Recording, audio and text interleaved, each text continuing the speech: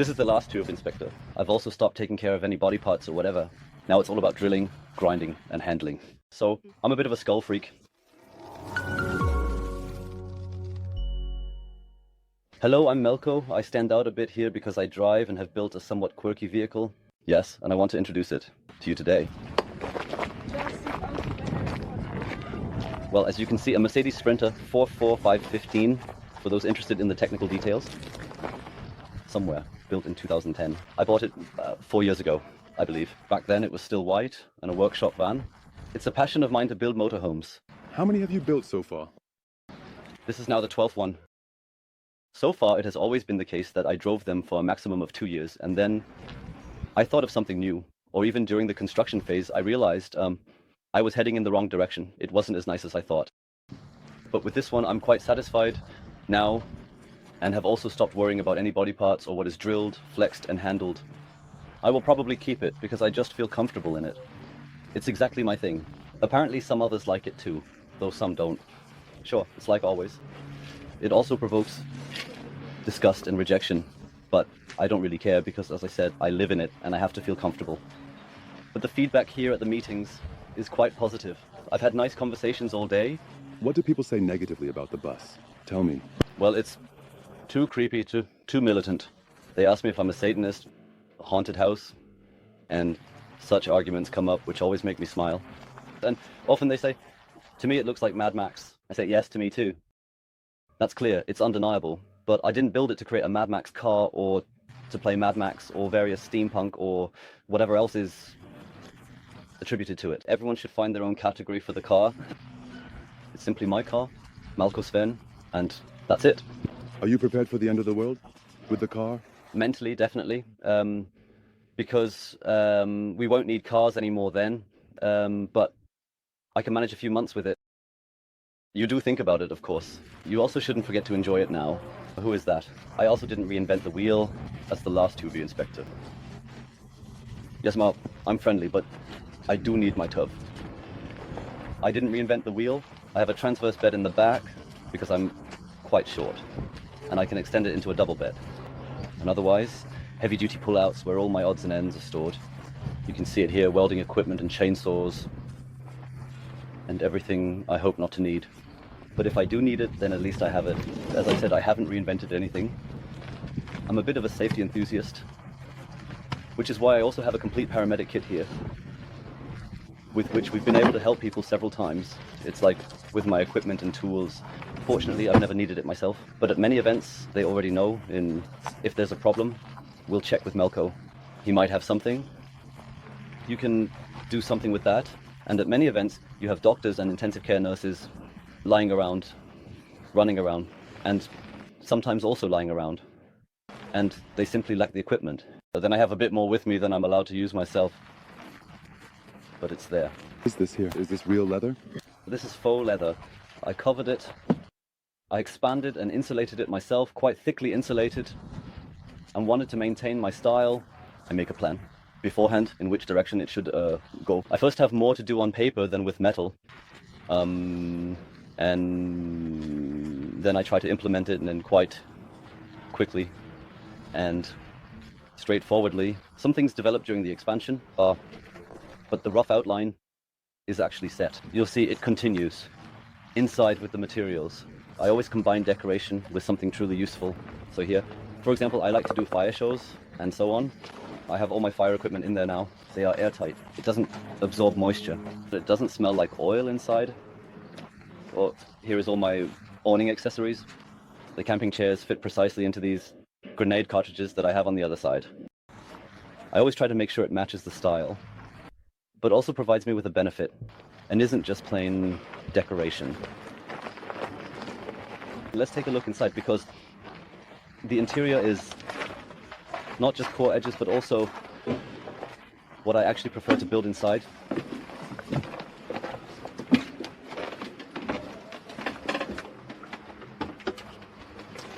I sit down, then I take the light away. As I once said so nicely, inside, a completely normal van. It has hanging cabinets, it has a bed. For a year now, it has had a stove, which I was very happy to have installed because it provided me with full warmth this winter. Can we take a look inside? Yes, this is my water supply. I've always done it so that with each canister, when it gets too empty, I connect the second one and, as I said, drive somewhere to the Cardona Carrefour to get new water. I also have 2 reserves inside in case I don't manage to do it in time. And here is a pump to disable the whole system. And what I find very important and can recommend is a small pressure tank. It costs a few pennies. But I always have a continuous stream of water. I don't notice the pump turning on and off. It doesn't splash and is consistent throughout. There's also a filter installed at the top from a store. So I have filtered water and a mini trap. For the sink, a small one. Because it still smells after the first day. Yeah, I open it and hang it up there, like over there. Over there, it's open so I can get light in. That's the original Mercedes window, but that big black spot bothered me. So I put window film on it, painted it, and it's from an old billboard. I cut strips from those thick plastic panels, advertising signs, and stuck them on. And yes, don't forget to close them so they don't open during the drive. This is a PE pipe from a floor heating system, simply made soft under an old press with hot air pressed and neodymium magnets. The event here is also called something different, camper, and I think I fit in quite well. Yes, I would say so too. Although my message, which I always try to spread when I come to parking spots, is that I am often, people want to pay homage to me, let's say, by bad-mouthing other motorhomes. Yogurt cups, white goods, something like that. And then I always cut it off right away. I say, so, people, let's enjoy what connects us, rather than always looking for what separates us.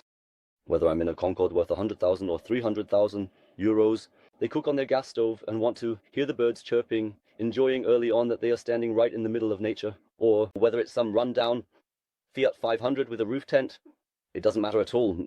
It's about the people that matter, not what they drive. And that's always a bit of my message.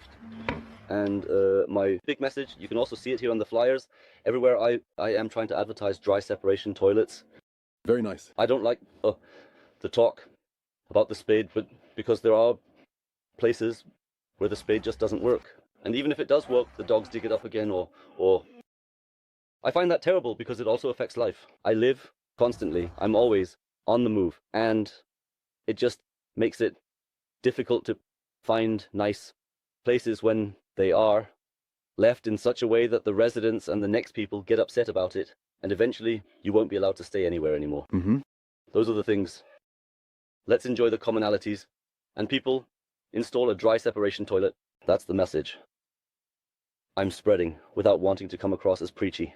Old furniture installed, but inside quite modern. Where did you get the furniture from? From the flea market? Or from your grandma? Or... Yes, they are really from my beloved's grandma. They stood around in the attic forever, and then I asked, can't I have them? And those are just 2 dressers, and all the individual parts still have the fronts, the body, it's all poplar plywood, all cut to fit the vehicle. And then I tried to adjust the panels and the fronts.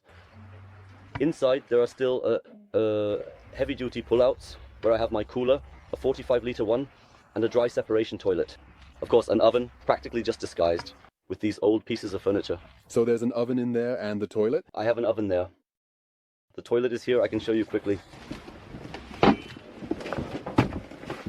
You might see it better from the front, but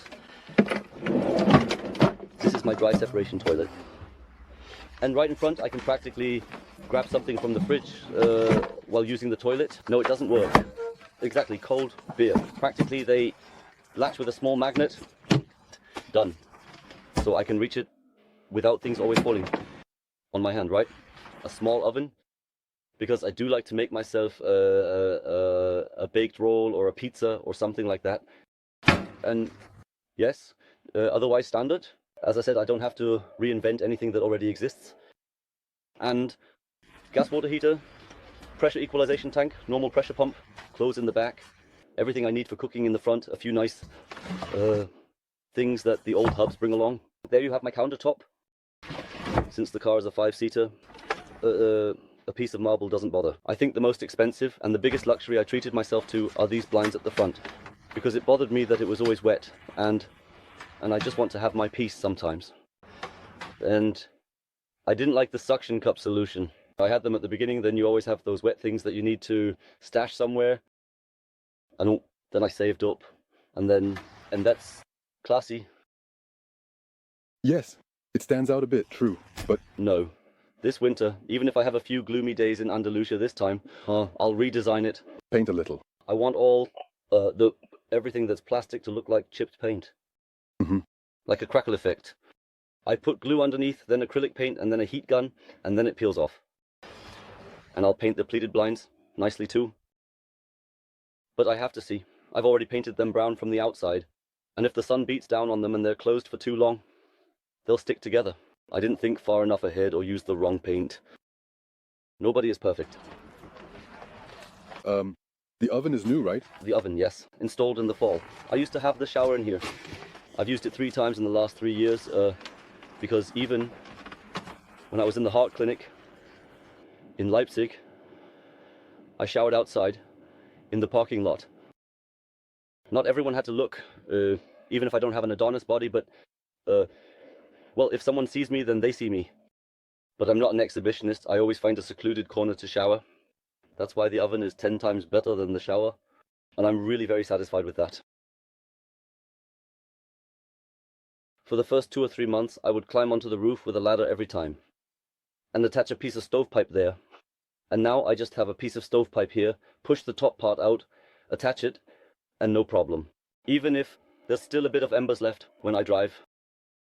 Mm-hmm. Actually, it's enough from the train, but I want to protect my solar panels that are on the roof. I have 560 watts of solar on the roof, and yes, that works well for me. So far, I had installed this planar heater under the passenger seat, but then the noise from the heater bothered me. Always this noise, and I didn't want it before either, but now I have the crackling of the wood and wonderful. The best idea I had last year. Exhaust over the stove when frying fish or something, but that's not really a problem in the motorhome like in a small studio apartment. Here there's always a draft and everything is always open, or as much as possible open. And what was also a good idea, if anyone is interested in replicating it, I installed 2 small portholes at the back, left and right, which can be opened, also retrofitted last year. And they contribute so much to the room climate. Fresh air in the summer. I always have this draft from left to right. Perfect. So really, even when the sun is really beating down, the roof has double 19 millimeters of Armorflex. But ultimately, it still heats up eventually, no matter what I have on the walls. But I can only recommend the small windows. I am grateful for moments. Sometimes I could cry with joy when I just ride my bike into the sunrise or ride through a field in pouring rain, soaking wet and muddy, because that's when I feel alive. I always say that's a piece of happiness. Happiness, I always say, is irresponsibility. And not in the sense of being selfish or antisocial, but irresponsibility in terms of what is imposed on us from above, not by authority, but by duties or obligations, things like that. It's the responsibility you take upon yourself, and being free from that, that's when I feel happiness. So when someone says to you, hey, I'm coming, but not I'm coming at 9, then they wait. I feel pressured to be there at 9. Exactly. But when you just say, yeah, we'll meet up, and then you're happy to meet without that pressure. Even for that, I have a responsibility. Or my dog died, and many ask, why don't you get another dog? Because I have a responsibility for the dog. And I don't know. How will the dog handle it? Events, many people, cars. And I don't want that anymore. And if I manage that, I want to remove myself as much as possible from responsibility, from such artificial ones. And if I manage that, the more I manage that, I believe, the happier I will be. Yes, the paint structure is quite simple. There is a ready-made version of it. On one hand, that was too expensive for me, and on the other hand, too simple. So I tried to represent the rust with paint. First, the normal paint is sanded down, degreased, then a primer is applied. Rust protection paint. Randacorox, to do a bit of advertising here. I find it very good. And then there are various layers of acrylic paint. chocolate brown, nut brown, sepia brown. And finally, this is the effect, orange. And in one hand, you paint with orange water-soluble paint, and in the other hand, you have a spray bottle of water. And then you make the paint so thin that it starts to run. And that's how you get this effect of running rust. Done. Of course, with a small brush, you add a little drip to each of these 3,000 rivets. That is also done by hand with the brush, and then a bit more water so that it runs underneath. And this effect, since it's plastic, the original glass, is just a very thick glue emulsion with very fine iron dust sprinkled on top. Then you have this effect. And in places where the paint chips off, I applied a very fine layer of silicone spray underneath. And then a layer of paint detaches from the silicone again. And then you get as authentic an effect as possible. How long did you work on it in total? From purchase to the start. In Spain, about 6 months. Not quite. The first 3 weeks were planning, trying to see if I could get under 3.5 tons, which I quickly gave up on because it already weighs 2.8 tons empty. Yes, but the construction continued every day from morning till evening, so I stuck with it. I was just about to ask, here on weekends or every day? No, every day. And yes, some things do go faster than when I was building for the first, second, or third time. But there are still many tasks that take a long time. Fiddling, tinkering, sometimes you have to wait because you don't have a few parts yet and need to get them from somewhere. And I built it here on the green meadow in the garden, and every time something fell, you had to search for the screw in the grass, and so on. Some people got upset. I'm not allowed to paint this car in nature. If I had to justify myself, I would say yes, but I also used a soluble paint. Freedom means not knowing what day of the week it is.